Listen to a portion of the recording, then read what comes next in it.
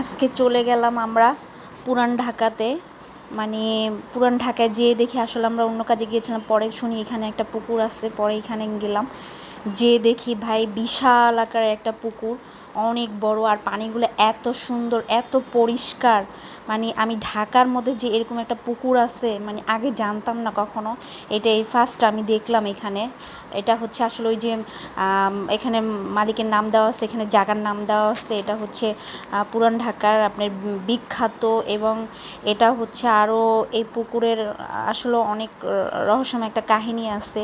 আমি এগুলো আসলে টোটালটা আমি জানি না। এটা অনেক, প্রায় মনে হয় এটা 150 বছর আগের পুকুর এটা।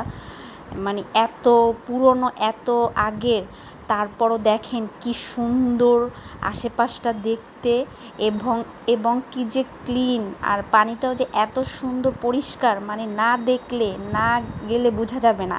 এখানে আসলে আমি পুকুরটা দেখার পরে, পানিগুলো দেখার পরে মানে আমিও নাছোড়বান্দা, মানে আমার এত ভালো লাগতেছিল যে মনে হয় কি আমিও গোসল করি।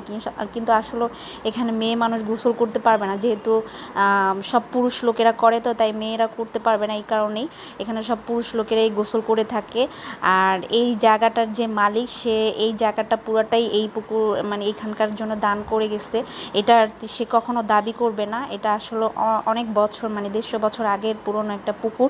মানে না দেখলে বিশ্বাস করা যাবে না, এত সুন্দর। আমি পা ভিজাইলাম কতক্ষণ।